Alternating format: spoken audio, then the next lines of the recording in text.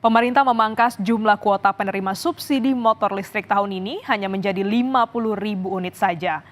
Padahal saudara, jumlah kuota penerima sesuai rencana awal Kementerian Perindustrian mencapai 600.000 unit motor listrik.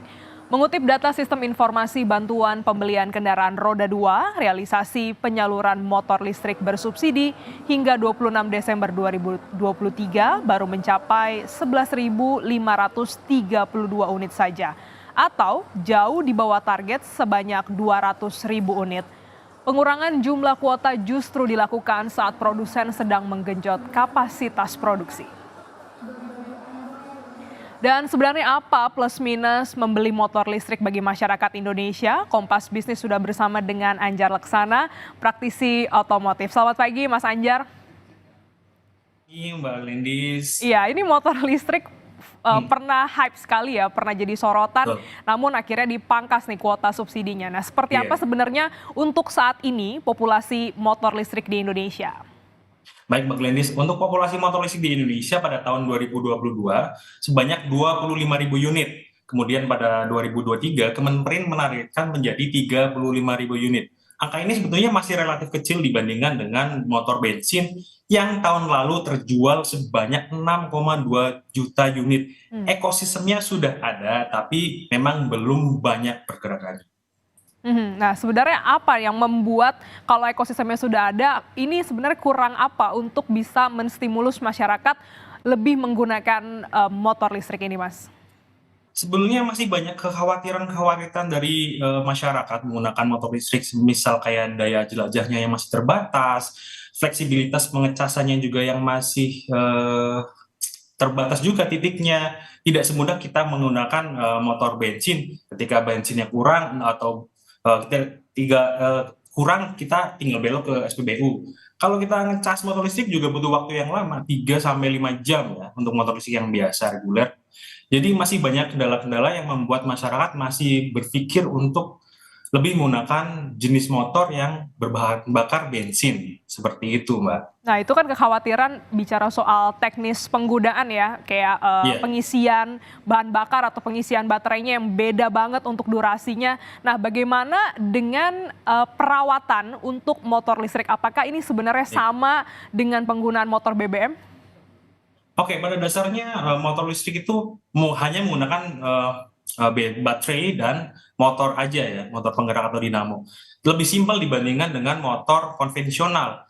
Saya juga pengguna motor listrik hampir 2 tahun belakangan. Saya hanya menggunakan mengganti kampas rem yang memang kampas remnya juga berbeda dengan kampas rem motor-motor yang biasa.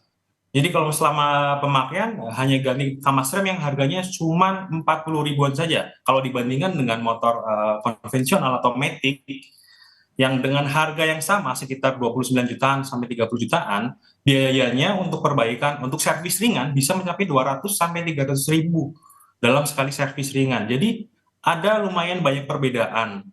Nah, tapi itu kembali lagi ke masyarakat yang soal tantangan yang tadi yang membuat orang agak berpikir ulang menggunakan motor listrik. Seperti itu, Mbak. Jadi memang ada kelebihan, ada kekurangan dari motor Betul. listrik. Nah, tapi bagaimana dengan sisi pembayaran pajak misalnya atau Mhm. fleksibilitas isi baterai? Karena kan ada yang memang bisa ditukar baterainya untuk Ya. pengisian, ada yang memang harus di-charge di rumah begitu kan?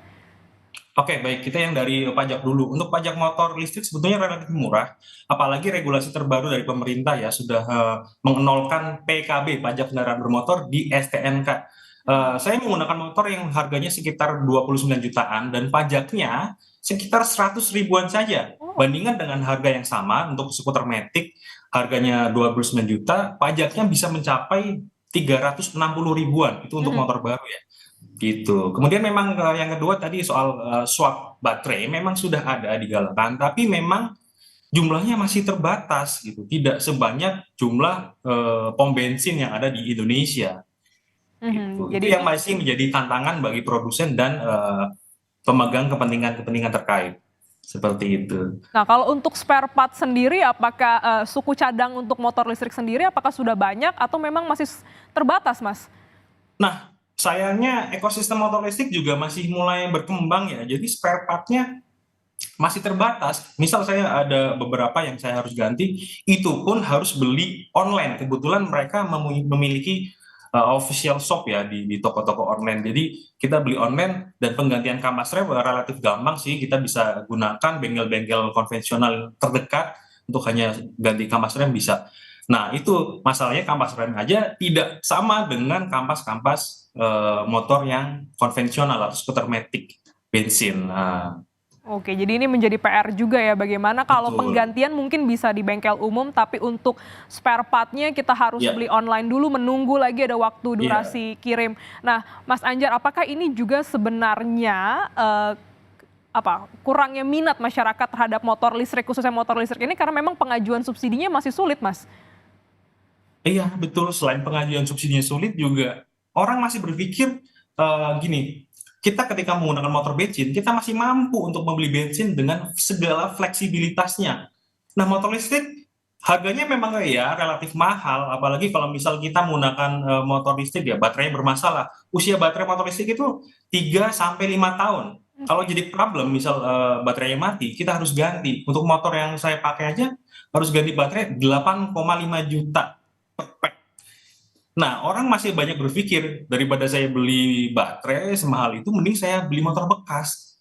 Toh masih bisa dipakai untuk harian. Mhm. Itu yang jadi tantangan-tantangan bagi sepeda motor listrik di Indonesia. Oke, ada pepatah, "Tak tahu maka tak berminat," begitu. Nah, kita udah tahu ada plus Betul. minusnya, bisa dipertimbangkan untuk masyarakat yang mungkin juga ada budgetnya. Nah, ke depannya kira-kira seperti apa nasib motor listrik, Mas?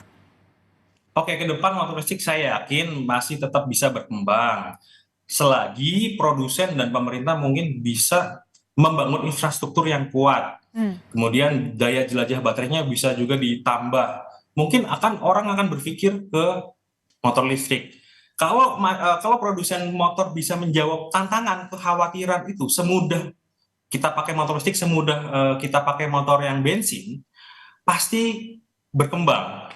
Tidak menutup kemungkinan motor listrik akan perannya akan mengganti motor bensin di Indonesia. Jadi saya rasa ekosistemnya bisa berkembang dengan catatan-catatan yang saya sebut tadi, itu Mbak Gladys. Kira-kira butuh berapa tahun, Mas, untuk bisa mengembangkan dan akhirnya setidaknya bisa diterima oleh masyarakat umum? Saya rasa tidak butuh, tidak bisa sebentar karena itu butuh proses yang panjang. Apalagi perkembangan baterai juga masih terus berkembang berkembang berkembang.